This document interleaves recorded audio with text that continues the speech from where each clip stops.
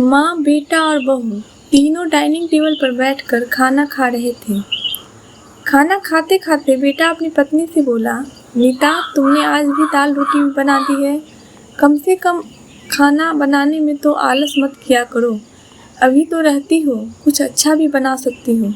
नीता बोली, बनाने वाली तो मैं आज सूजी का हलवा थी, लेकिन सूजी आई नहीं। मैंने कल ऑर्डर करी थी। कोई बात नहीं, कल बना दूंगी। किचन में कुकर की सीटी सुनाई देती है और खाना खाते खाते नीता किचन में चली जाती है।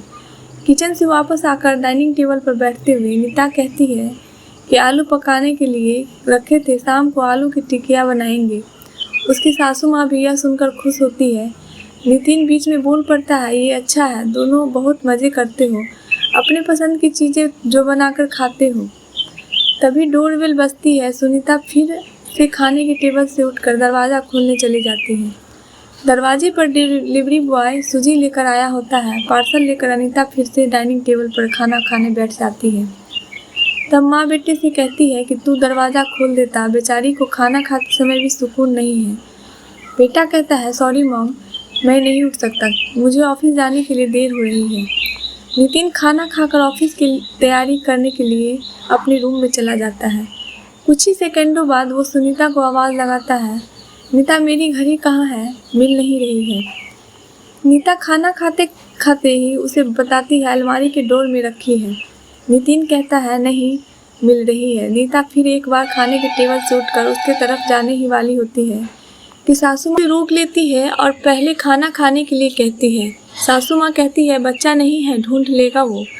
थोड़ी देर बाद रूम से नितिन की आवाज़ आती है, मिल गई। डाइनिंग टेबल पर दोनों सास बहू एक दूसरे की तरफ देखकर मुस्कुराते हैं। अगले दिन सुबह सुबह नितिन अपने बेडरूम में कोई फाइल ढूंढ रहा होता है और उस फाइल को ढूंढने के चक्कर में उसने पूरा कमरा तहस नहस कर दिया होता है।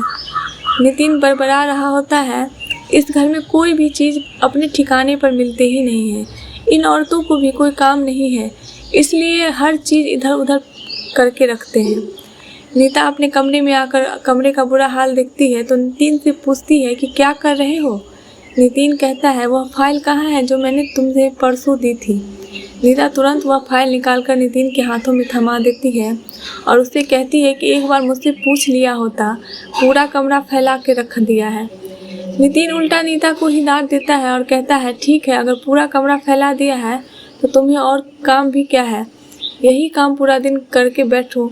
कभी कभी लगता है मुझे हाउसवाइफ से शादी करने ही नहीं चाहिए। इतना बोलकर नितिन वो ऑफिस के लिए निकल जाता है। पति पत्नी की यह बातचीत माँ भी सुन रही होती है, जिसका नितिन को पता नहीं होता। अब माँ और नीता नितिन को सबक सिखाने के लिए प्लान बनाते हैं। अगले दिन सुबह सुबह जब नितिन नींद से जागता है तो नीता को चाय के लिए चिल्लाकर कह रहा होता है। पास ही में सोफे पर बैठी माँ उसे कहती है, नीता नहीं है, वह अपनी माँ के घर गई है, कोई ज़रूरी काम था। नितिन फ़ोन निकालकर नीता को कॉल करने के लिए लगता है। तब माँ उसे रोकती है, फ़ोन मत कर, माँ के घर गई है, आ जाएगी 2-3 दिन में। नितिन फ़ोन रख देता है और माँ से कहता है कि माँ चाय। तभी माँ बोल पड़ती है, हाँ हाँ, 2 कप बनाना, मैं भी पीऊँगी। बेमन से नितिन किचन की तरफ जाने लगता है चाय बनाने के लिए। तब मैं तो फिर से खड़े होते हुए कहती है, अरे बेटा रुको। नितिन को लगता है कि माँ उसे रोककर चाय बनाने चली जाएगी, लेकिन माँ कहती है, मेरी चाय में थोड़ी चीनी कम डालना। नितिन चाय बनाकर लाता है। माँ और बेटे दोनों चाय पी रहे होते हैं। तब माँ बोलती है, अच्छी बनाई है, लेकिन नीता तो जो चाय बनाती है उसमें तुलसी की कुछ पत्तियाँ डाल देती है, उसका स्वाद ही अलग हो जाता है। बेटा कोई नहीं, अगली बार जब तू चाय बनाएगा तो ध्यान रखना। नितिन माँ की तरफ देखते ही जा रहा होता है। थोड़ी देर बाद नितिन माँ से कहता है, माँ आज खाने में मटर पनीर। माँ फिर से नितिन की बात काटते हुए माँ कहती है, अरे वाह, आज मेरा बेटा मुझे मटर पनीर बनाकर खिलाएगा। अच्छा है, काफ़ी दिनों से मटर पनीर खाने की इच्छा हो रही थी।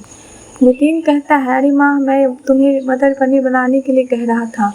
माँ कहती है, नहीं बेटा, मेरे घुटनों में बहुत दर्द रहता है, मैं इतने घंटों तक किचन में नहीं खड़ी रह सकती।